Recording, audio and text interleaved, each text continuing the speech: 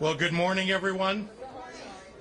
And thank you all very much for joining us this morning here in Forest Park as Illinois sits on the precipice of opening COVID-19 vaccination appointments to all residents 16 years of age and over.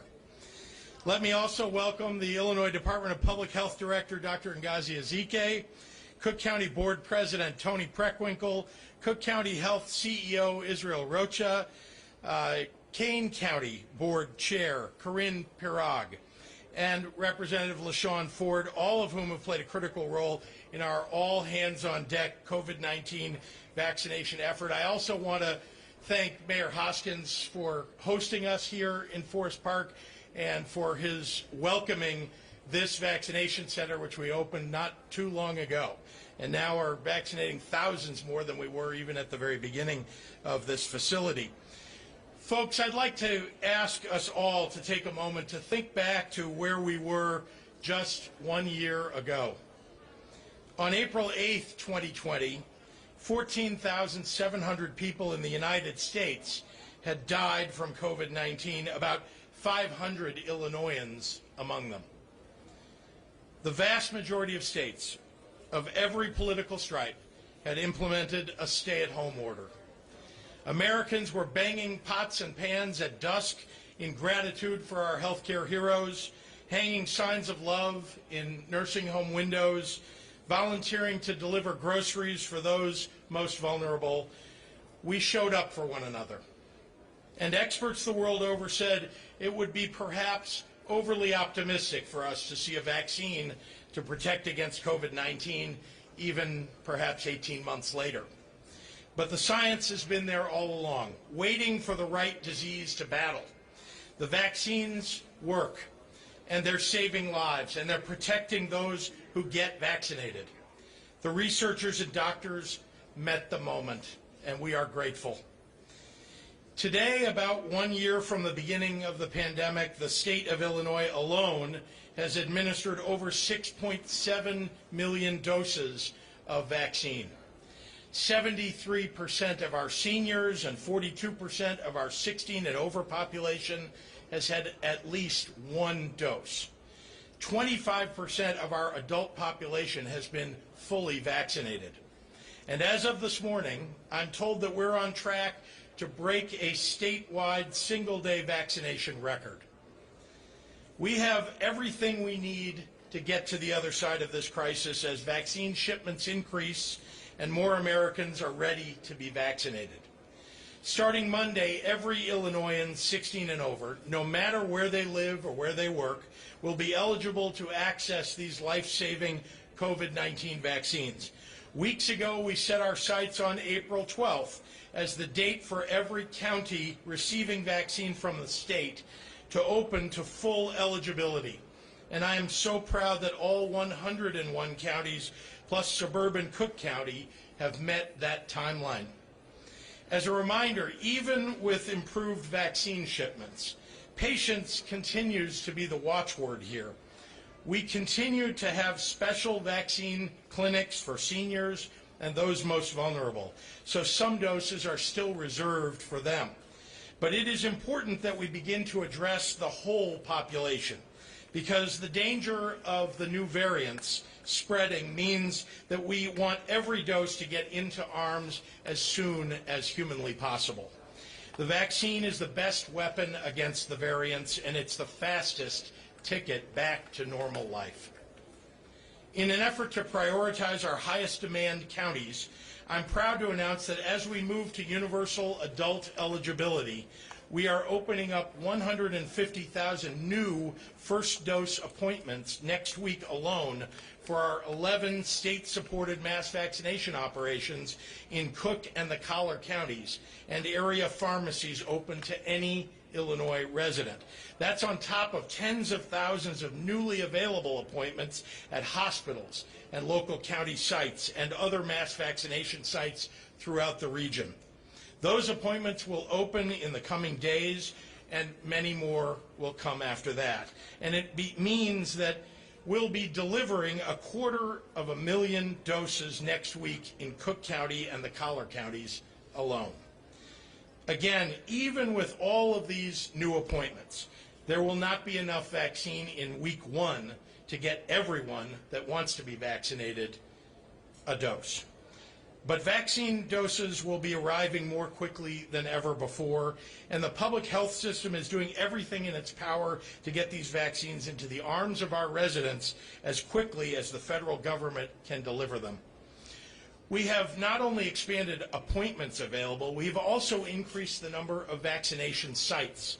As of today, we have more than 1,000 COVID-19 vaccination locations across the state of Illinois. That includes 20 large National Guard mass vaccination operations, sites at Costco, CVS, Walgreens, Hy-Vee, Walmart, Kroger, Mariano's, and Jewel Osco, and others, as well as many independent pharmacies, federally qualified health centers, clinics, hospitals, and the 96 of our 97 local health departments who receive vaccine allocated by the state of Illinois. We also have dozens of mobile teams reaching into underserved communities, one-stop shop teams supporting rural communities, rapid response teams targeting areas with outbreaks, and state sites aimed at improving the vaccination rates of certain select counties. We can find, all of you can find the site closest to you at coronavirus.illinois.gov. And if you don't have a computer or you just prefer the phone, please dial 833-621-1284. That is a statewide hotline if you want to get a coronavirus vaccine appointment. 833-621-1284. Our fight to stay safe and protect ourselves isn't over, but with each day and each dose, we move closer and closer to putting this pandemic to an end. In the meantime, I encourage all Illinoisans to mask up, to keep helping each other out, and we will get through this together. So thank you, and with that, I'd like to turn it over to a leader who has given her all, each and every day, to save lives and keep us safe. Someone that I am so proud to call our IDPH director, Dr. Ngozi Ezike. Doctor.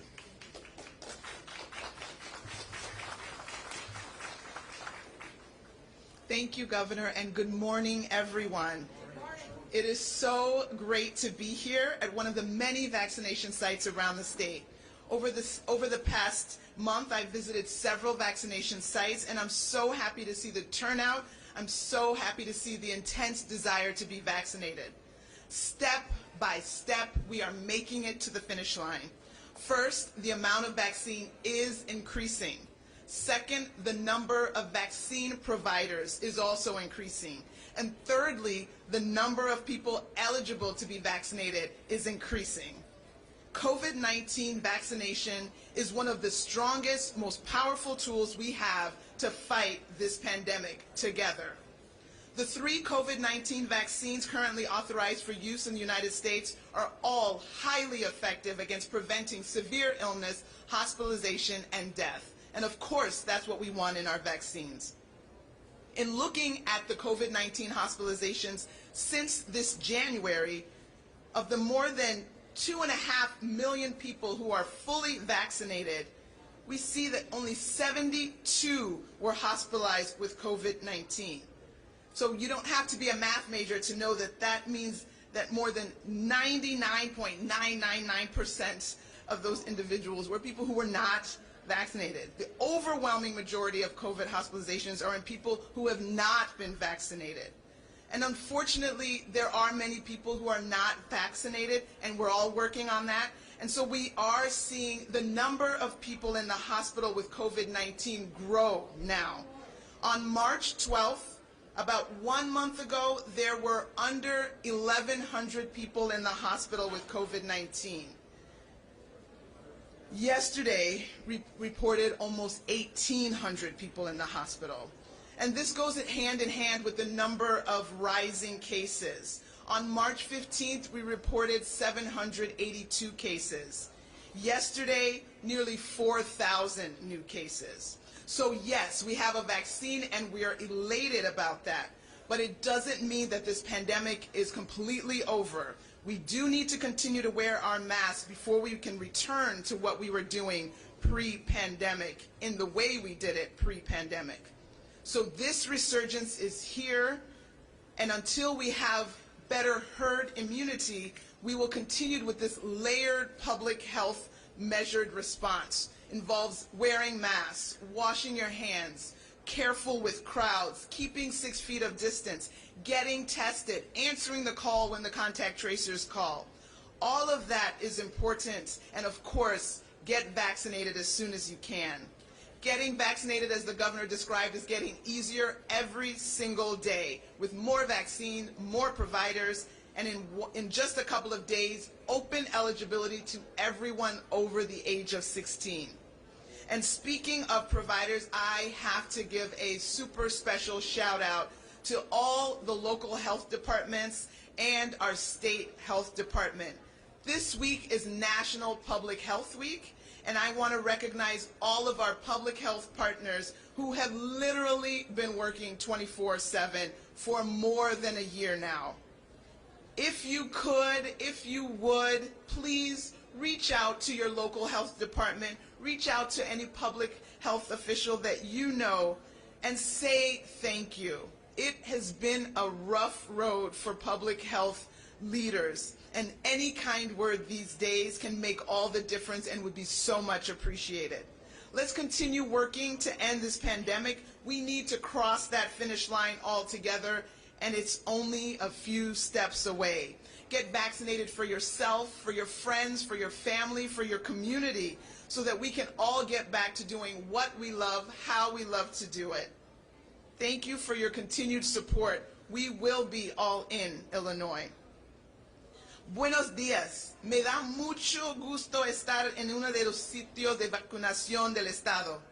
Durante el mes pasado visité varios sitios de vacunación y me dio mucha alegría ver a tanta gente con el deseo de vacunarse. Paso a paso nos dirigimos a nuestra línea de meta. Primero, la cantidad de vacunas está aumentando. En segundo, el número de proveedores de vacunas está aumentando. En tercer lugar, está aumentando el número de personas elegibles para vacunarse. La vacuna COVID-19 es una de las herramientas más sólidas que podemos utilizar para luchar juntos contra esta pandemia. Las 3 vacunas autorizadas para uso en Illinois son altamente efectivas contra enfermedad grave, hospitalización y muerte.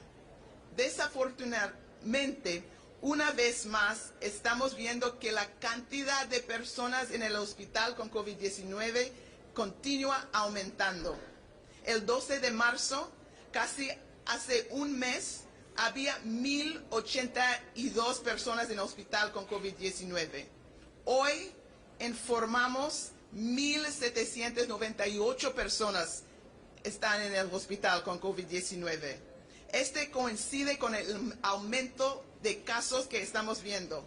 El 15 de marzo se reportaron 782 casos. Ayer se reportaron 3,790 nuevos casos de COVID-19.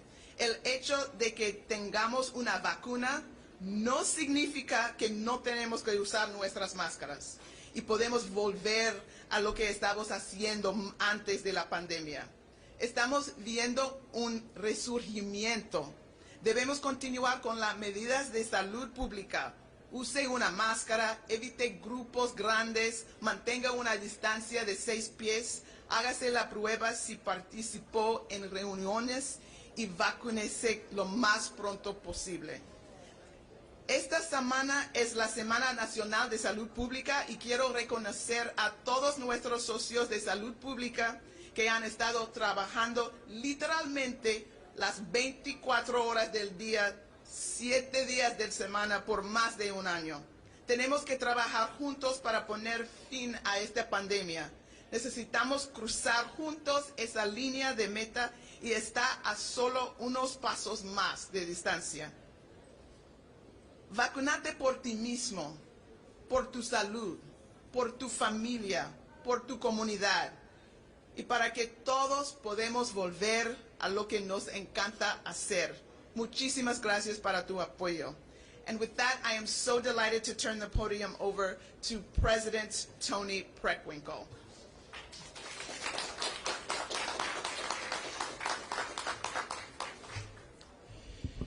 Thank you very much, and good morning, everyone.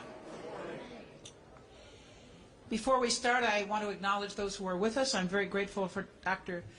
Ezike's kind remarks. I want to thank Governor Pritzker, of course, for his leadership as we have addressed this challenge, and the National Guard, which he has brought to this site, and many others around the county, which have enabled us to do our mass vaccination. So I want to begin by thanking the National Guard men and women who are here with us today.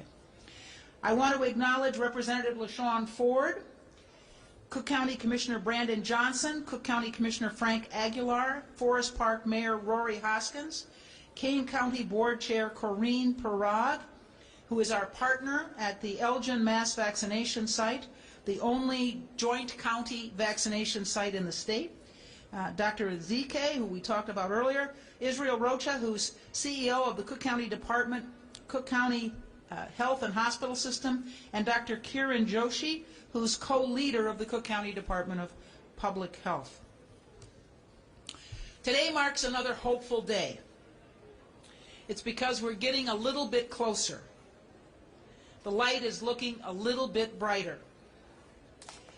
We still have a long way to go, but with today's announcement that we're expanding vaccine eligibility to anyone age 16 and older as of April 12th, we're taking another step toward normalcy.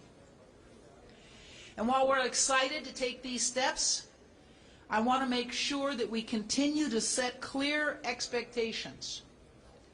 Demand continues to outweigh supply of the vaccine, so I join my colleagues in asking for your continued patience. During this time, I'm very proud of all the hard work that's being done to provide equitable access to COVID-19 vaccine for the residents of Cook County and to all of the residents of Illinois.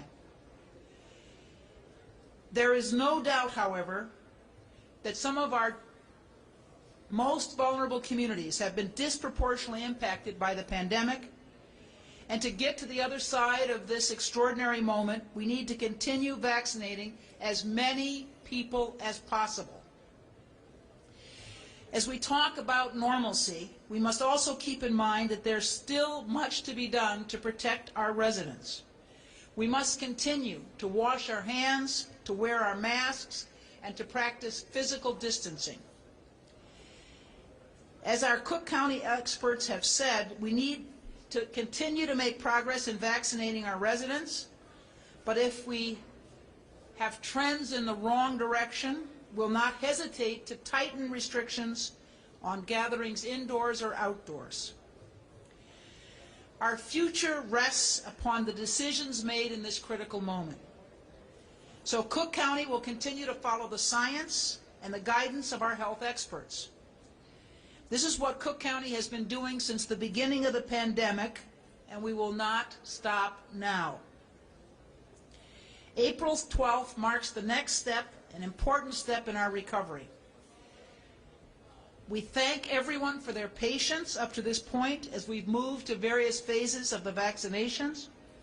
The weather is warming, and we know we're all hoping for a great summer.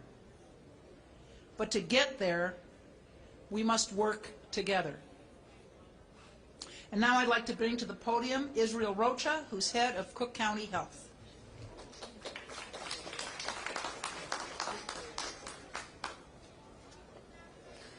Good morning, everybody. Thank you, Governor Pritzker, President Preckwinkle, all the elected officials who are joining us today as we ready our sites to open for the final phase to welcome all individuals across suburban Cook County and the surrounding areas to our mass vaccination sites. It was just 3 weeks ago that we opened this site, and since then we've already provided 31,000 vaccines here at this one location. Each week our volumes increase as we make more and more progress. On February 19th, we hit our goal of 100,000 vaccines administered through our Cook County mass vaccination sites. On March 18th, barely a month later, we reached over 250,000 doses.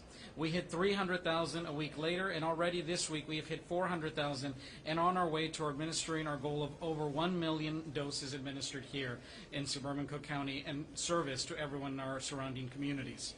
And while these are important milestones, we have a long way to go. There are millions of people who want the vaccine.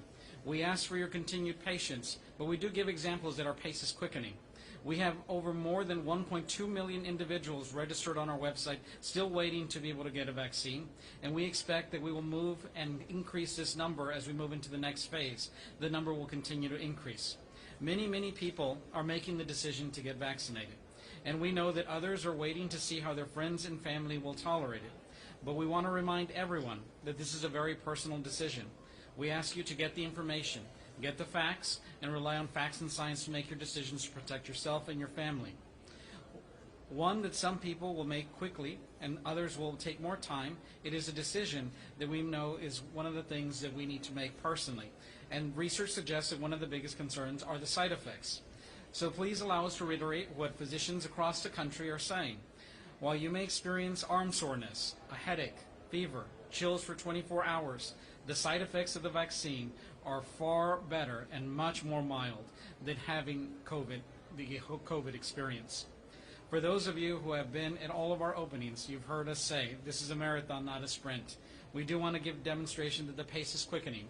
We continue to be here, and as we said always, we will be here with you throughout the duration until the last person who wants a vaccine has been able to receive it. We're not going anywhere, and we will continue to be your partners as we help to bring an end to the COVID-19 virus. Next, it is my pleasure to bring forward our partner in vaccination in one of our new joint sites, and to bring forward Kane County Chair Kirog to please come forward. Thank you.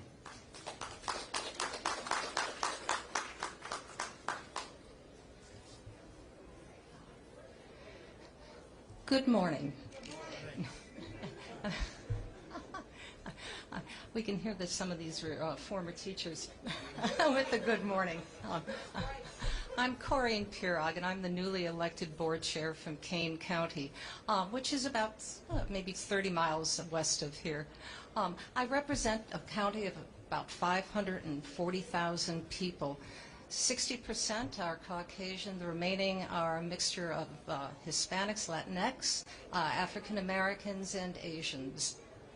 It's a family-oriented community, one that appreciates soccer as much as its football, its farms, and its two beautiful big cities, Aurora and Elgin. But we have been impacted very much by the COVID-19 virus. And currently, as we open up our doors and open up our restaurants and open up our communities and our historic sites, we see an uptick in the coronavirus. Now we're at 7.4%. So we're not just on a marathon. We're at a sprint right now to stop it. On March 19th, we opened up our first mass vaccination site, and as of yesterday, we've opened up 2 more.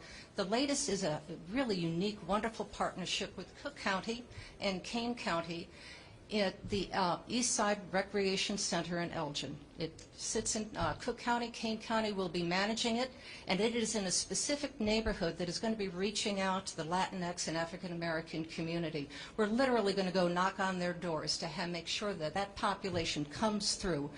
We've also had amazing partnerships. We've partnered with some of our restaurants who have been closed, and right now they are serving beautiful box lunches to our National Guard support and to our volunteers. The Elgin site is going to be managed by the City of Elgin with volunteers who are going to be helping this out. So we have not only worked with the blessings of the governor and the Illinois National Guard, but we have asked our neighbors, our businesses, and including Pace Bus, to step up and help us out. So we are sprinting. We are running as hard as we can with one more vaccination site ready to be opened up in the next few weeks. And so we'll have 4. We're a small county, we're a mighty county, and we are going to fight as hard as we possibly can to ensure that no arm is left unvaccinated. So thank you very much. Excuse me, I'm supposed to introduce Representative Ron Ford, or LaShawn Ford. Thank you for the introduction, and good morning. President Pertwinkle is a teacher, and she demands people speak and say good morning. So whenever I'm around her, I make sure I do it right. So I want to say first that the Governor, thank you for getting us the state doctor that we have. Dr. Ezike is passionate, and you know, as legislators, we always like to have our opinion about who and what you should do. So we approve of Dr. Ezike because she's very passionate, and we trust her to be the state doctor. And even my mother, who's 82 years old, says, that's my girl. So if my mother approves, then, you know, that has a lot of influence on me. I also want to introduce someone that's very excited about the fact that 16-year-olds and older will have the opportunity to take the vaccine. And that's Nellie Vasquez-Rowland from A Safe Haven. She takes care of families. And what you have in the shelters are people that's 16 and a little older, but they couldn't get the vaccine because they were too young. So today is a special day to announce that anyone that's 16 and older as of the 12th will be able to take the vaccine. That's going to help out homeless shelters across the state of Illinois. So that's a big deal. The other big deal is that my daughter told me this morning, I didn't tell her about this, but she read the paper and she's ready to make her appointment because she wants to take the vaccine. She's 17 years old and a high school student, and we know this is going to be very important for high school students that want to play sports, that may be in the band, that just want to participate like normal high school students do in America. And so this is a big day, and we know when students and young people are a part of the process, parents become more a part of the process. So 16-year-olds and older will encourage the parents that's not so sure about the vaccine yet to get it. So this will increase the number of people that would like to take it, and it will get us to the goal that we're trying to get at even faster. And I would finally say that I've talked to some people that even people that are not 16 years old would like to take the shot because they know that people younger than 16 have had COVID. And so I urge our president to do everything that he can to get more vaccines so that everyone in this country that would like to take the vaccine could take it. And with that, I would like to bring back our powerful governor, Governor J.B. Pritzker, to bring it home. Thank you, Governor. Thank you, Representative. Happy to take questions from members of the media. Governor, if you're Craig. opening up to everyone, why allow Chicago to not comply with what everywhere else in the state is doing? Well, Chicago gets a separate allocation of vaccine from the federal government, as you may know, and so they make their decisions, of course, as we do, trying to cover the populations that they feel are most vulnerable. We just believe in the state, and I think that the President of the United States has expressed this too, that we're at a point where the variants are rising. They're coming at the population so fast at every age. We need to make sure that we open this up to everybody. You know, there are lots of different groups that have been prioritized prior, and groups that you could separate out and say, you know, we want to prioritize going forward. But we now need to get as many shots into arms as quickly as we possibly can. We're reserving some vaccine to make sure we're targeting particularly vulnerable groups that aren't fully vaccinated yet. But right now, we just want people to show up and get vaccinated as soon as possible. So do you believe that Chicagoans should come to the suburbs to sign up? They're absolutely welcome to. I'm sorry to interrupt, but I want to make sure that people in Chicago know that they are welcome to sign up for our mass vaccination sites. You know, obviously, Chicago is now aiming, as I understand, to open up April 19th. So there'll just be a week there between April 12th and April 19th. But if people choose to come to our mass vaccination sites, they're absolutely welcome. Do you believe that Chicago's vaccine rollout has been too complicated? Look, this is such a challenging time in our history. Nobody's ever done this before. No country's ever done this before. This is literally a once in a, I don't know, multi-century or ever situation. It has been challenging for everybody. So all I would say is that the ACIP guidelines that the CDC put forward were complicated to begin with because we didn't have enough vaccine. And we still don't have enough vaccine for everybody all at once. But the significant increase in vaccines has made it now available. If people will be patient, we can make more and more appointments available beginning, and we are, April 12th and beyond. So I think it has been a complicated endeavor for everybody. Governor, can I follow up with just the vaccines? Because there were some problems with Johnson & Johnson that was delaying stuff. Yeah. Is that going to impact your ability to get the more vaccines out? And the second part of that is, are the extra vaccines you talked about, what the president and the CDC announced is 90 million more to help access the other day? Say that last part, I just didn't hear you. The CDC announcing just the other day they're going to make 124 billion available for the entire state. Is that where the extra vaccine is coming from? Yeah, the dollars are different than the vaccine doses, but let me start with the Johnson & Johnson disruption that occurred. Yeah, there were 15 million doses that were manufactured that had to be destroyed. There was a mistake in the manufacturing. The good news is the FDA is very good at this, and so they've caught it long before it ever would come to any of the states. And they've destroyed those doses, and now they've reworked those lines, and they'll be safe. So 15 million doses would have been distributed over some time to the states, and those are lost. Having said that, remember that's from one manufacturer. We have two other manufacturers, and Johnson & Johnson is still manufacturing at another plant and significantly increasing the number of doses available. So again, yes, 15 million doses being lost is a big deal, but at the same time, millions more doses are being added every week to what's being distributed to the state of Illinois and to the rest of the country. So I feel good about the trajectory here.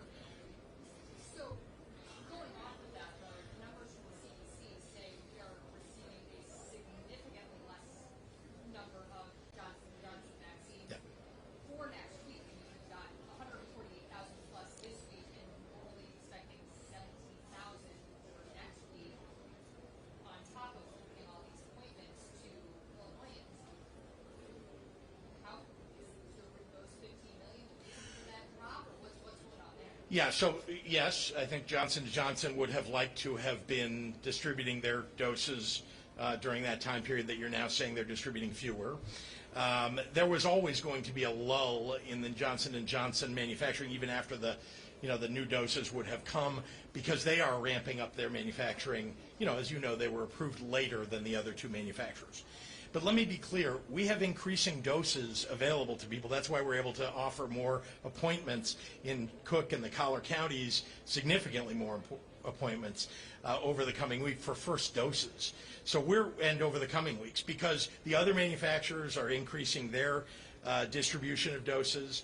And we also have, as you know, there are inventories that exist around the state of Illinois, and those are being pushed off the shelf to make sure that we have enough vaccine going out and an increasing amount. So I'm very optimistic. I mean, look, nothing is perfect in this process. There's no doubt about it.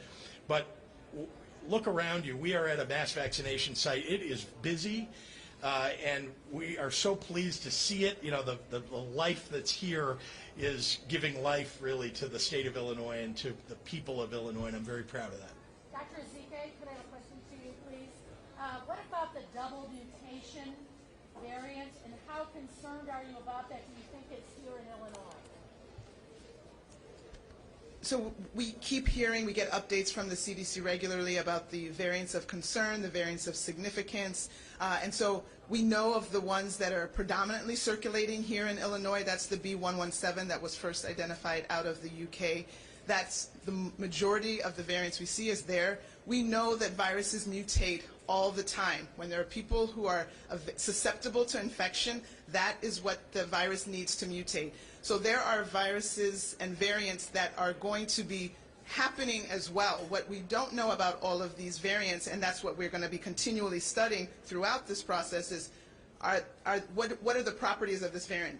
Is it more transmissible? Will it evade vaccine protection? Will it evade natural protection? So as we continue to sequence the variants, sequence the samples that we have, we will learn more and more. But yes, we know that new mutations will continue to be developed, and with time and research, then we'll be able to figure out what's the significance of these new variants that come on board beyond the kind of established players that we're more aware of now.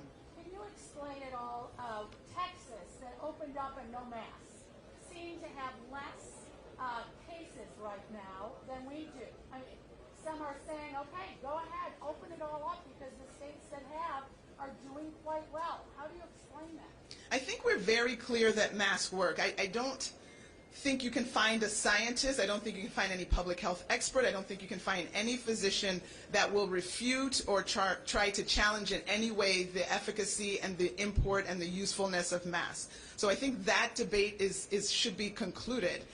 In terms of where different states are, again, it depends on how many susceptible people you have available to be infected. Potentially they have fewer people available to be infected because they've had more infections. So I don't know the details of Texas. Managing Illinois is plenty enough, but I know that here in Illinois we absolutely will continue promoting, supporting, and telling people to wear their masks as a very important part of this layered public health strategy to keep us safe and get us beyond the pandemic. A couple of questions for President Preckwinkle, if you could.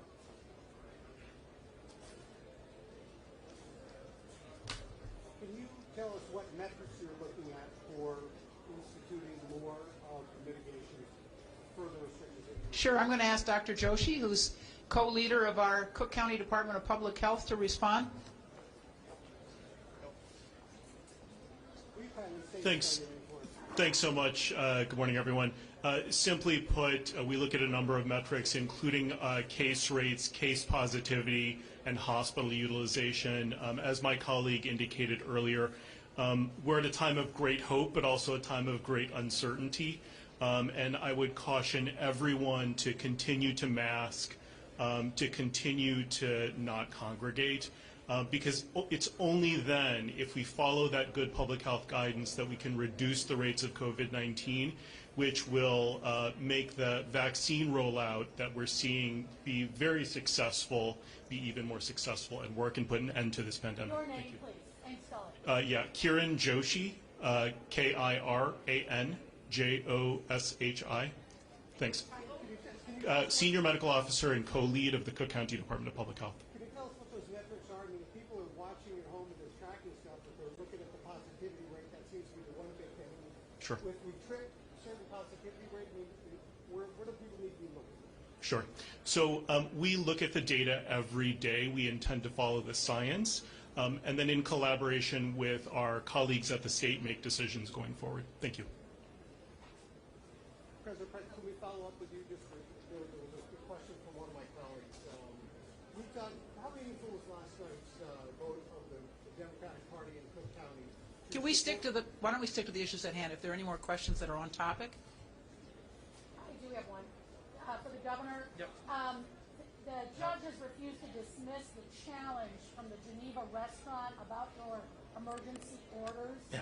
Your reaction to that, and how much longer will those emergency orders continue? Well, we want to keep people safe and healthy through the end of this pandemic, so we're going to do everything that we can. If it requires emergency orders, we're going to do that. As to the case, the legal challenge that you're referring to, as you know, there have been a number of right-wing organizations that have stoked some of these lawsuits, and they continue to try to poke and prod to find something, anything. They've lost at every turn. This is just another one of those cases. So I expect that this will. They're just looking to stay in court, not get dismissed like so many of their colleagues have been. So we'll see where it ends up. But I have every confidence that we have followed the rules, followed the law. The Attorney General's office has confirmed that. Our governor's office legal team has confirmed that, and in every court, nearly every court, has confirmed that. And where they haven't, they've been overturned. Yes. We know that Johnson & Johnson is used in places like the Aurora vaccination site, the Union Hall,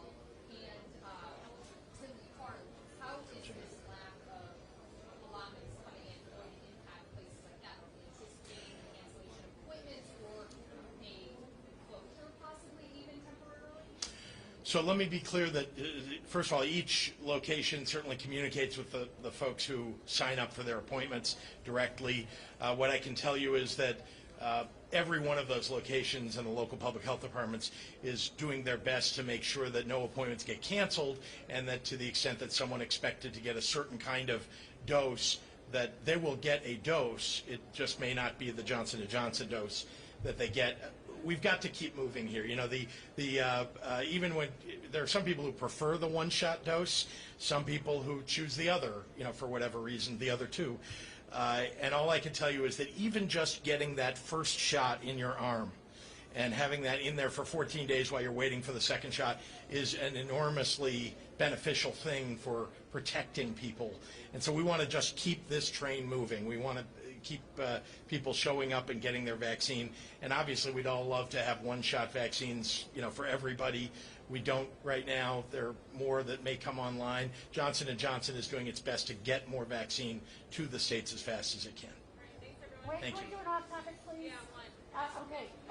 President Preckwinkle, could you talk about what happened at last night's Democratic Party to endorse the school board legislation?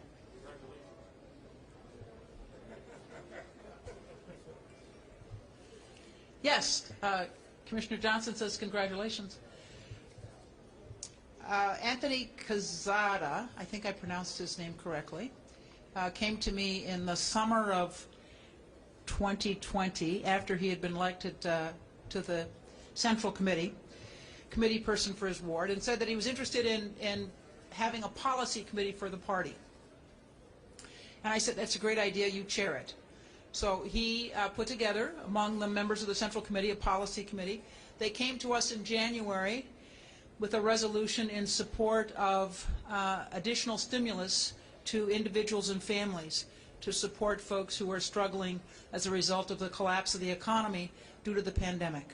So at the January meeting of the Central Committee, we approved a resolution in support of more stimulus.